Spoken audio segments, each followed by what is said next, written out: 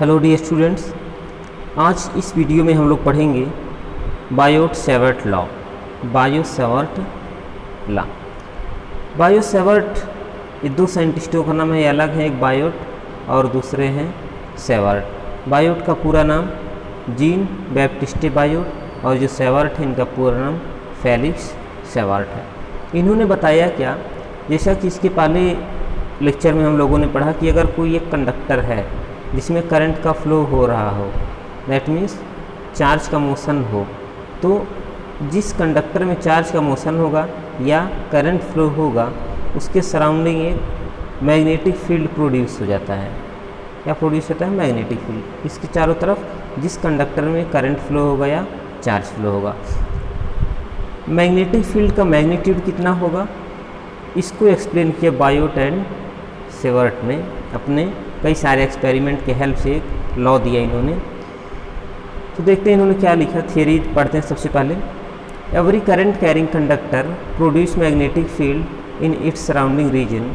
It is convenient to assume that this field is produced by contribution from different segments of the conductor which are called current element. क्या कहा गया कि जितने भी current carrying conductor होते हैं उसके सराउंडिंग रीजन में मैग्नेटिक फील्ड प्रोड्यूस होता है, और वह कंडक्टर को हम कई सारे सेगमेंट में डिवाइड कर दें। अगर क्या कर दें, कई सारे सेगमेंट में डिवाइड कर दें, तो ये कहा जा सकता है कि इस सभी सेगमेंट का अपना अपना कंट्रीब्यूशन होता है इस मैग्नेटिक फील्ड को प्रोड्यूस करने में।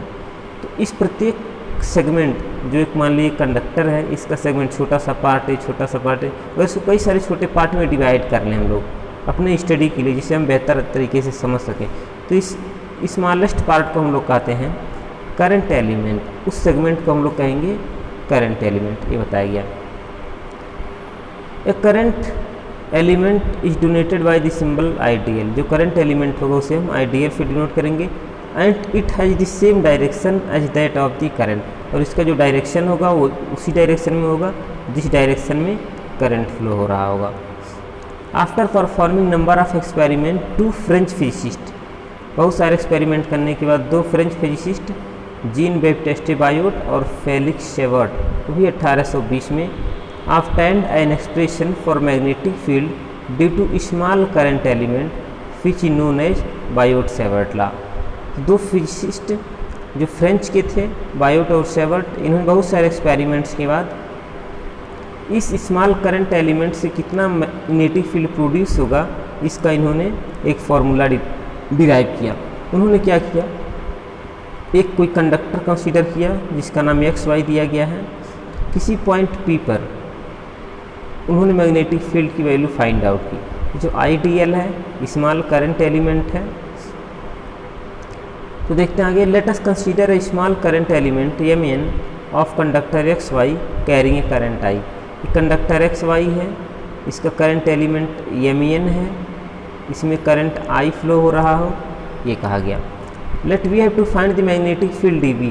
कह रहा हमको magnetic field dB find out करना है at a point P which is at a distance R।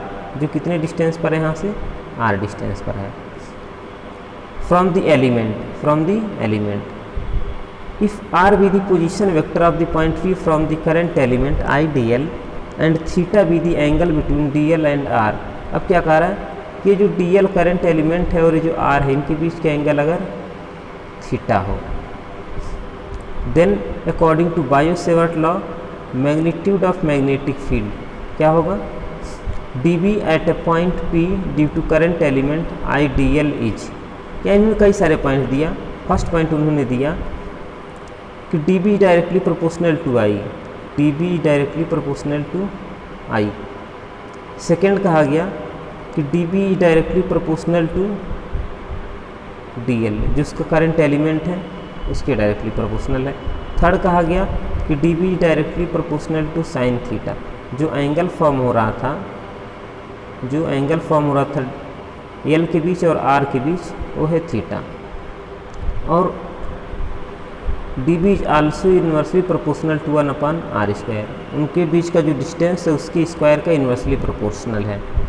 तो हम ये कह सकते हैं कि बायोट और सेवर्ट ने एक लॉ दिया कि अगर कोई एक कंडक्टर है जिसका करंट एलिमेंट dl है, किसी पॉइंट P पर हमको magnetic field intensity find out करनी है, इनके बीच का एंगल अगर थीटा हो, इसमें करंट I फ्लो हो रहा हो, तो जो dB होगा, कौन dB होगा, ये डायरेक्टली प्रोपोर्शनल टू I होगा, और ये जो dB होगा यही डायरेक्टली प्रोपोर्शनल डेल्टा L होगा, यही साइन थीटा होगा, और इन्वर्सली प्रोपोर्शनल टू 1r² होगा। ठीक, और इन सबों को जब कंबाइन किया गया तो कहा गया dB proportional to I dl sine theta upon r²। यही है बायो-सेवर्ट लॉ। एक लाइन में याद कर ले, बायो-सेवर्ट लॉ क्या है, dB that means magnetic field intensity at point P is directly proportional to I dl sine theta upon r², ऐसे कह सकते हैं। यही I dl साइन थीटा और r² अलग अलग स्टेटमेंट में बायो और सेवर्ट ने कहा था, इन्हीं को अलग अलग कर लेंगे तो बायो-सेवर्ट का स्टेटमेंट हो जाएगा। If conductor is placed in vacuum और air then dB equals to, यहाँ पर एक प्रोपोर्शनैलिटी साइन आ जाएगा, जब इसको हम कन्वर्ट करेंगे इक्वल में तो इसकी वैल्यू होती है μ0/4π। तो यहाँ से हो गया 10⁻⁻⁷ इसकी वैल्यू, और I dl sine theta upon r²। Equation 1 को हम कहेंगे बायो-सेवर्ट लॉ। वेक्टर फॉर्म में इसे कैसे लिख सकते हैं, देखिए वेक्टर फॉर्म हो जाएगा dB equals to μ0/4π I dl cross r upon r³। और अगर यही हमको लिखना है v के टर्म में तो dB equals to μ0/4π q vr upon r³, ये हो जाएगा q एंड v के टर्म में। तो डियर स्टूडेंट, वीडियो देखने के लिए थैंक यू।